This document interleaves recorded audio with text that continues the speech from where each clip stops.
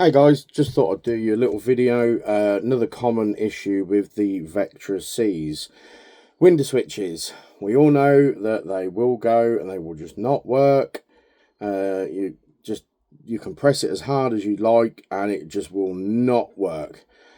Same with the mirrors and the passenger sides and whatnot as well. So, gonna give you a little walkthrough on just how I repair these, and they seem to work. So quick little rundown.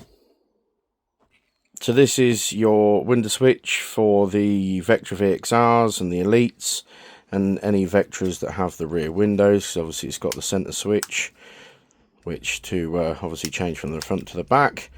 Obviously you've got on the back here, you've got a couple of little Torx head screws. So if you take them out and you've got a couple of little clips just on the sides here, you then prise them open slightly and gently, obviously carefully not to break them. You will then end up with one as I've got here. So as you can see, you've got the little board in here, which you then pull this out. Now I generally try to leave this alone. It's like a jelly pad with obviously your contacts on the back for the buttons. Yeah, and then obviously you've left with the circuit board.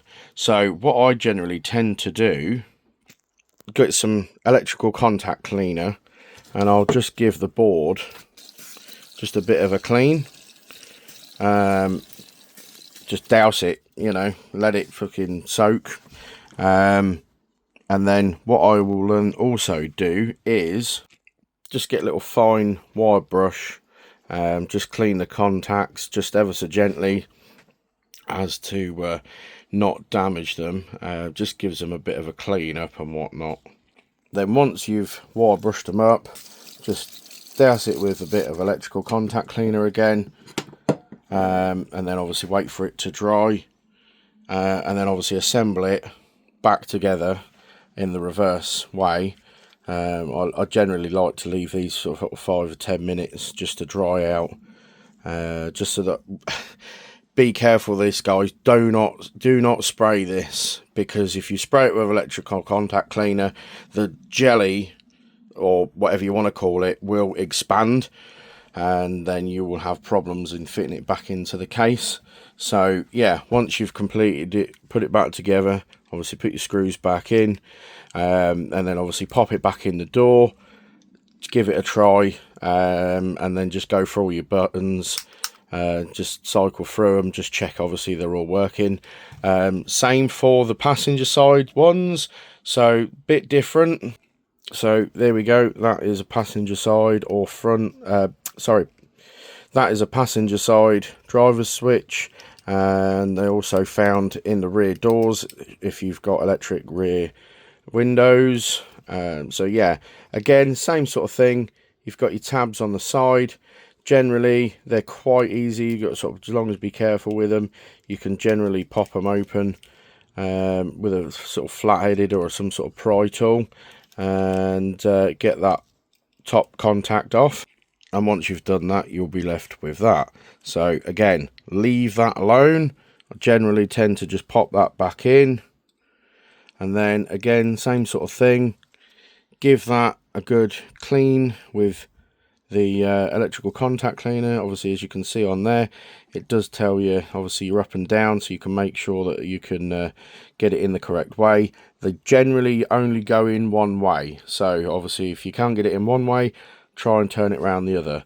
Again, same as these, they have got generally what that button does what on them. Again, they only go in a certain way, and again, obviously they will only go in how they're meant to, so you shouldn't be able to get it wrong. But yeah, once that's obviously back on, and then pop your cover back on, that then is back in place, put your screws back in, that's job done. So yeah, give them contacts a clean. Once you've done that, again, obviously make sure your jelly's in and properly, and then once that's in, again, that will only go in one way.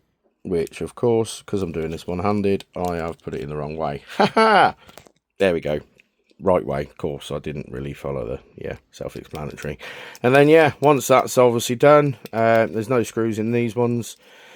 Just go and pop it back in, check it over, make sure it cycles through, does what it needs to be doing, and then, yeah, you're all set.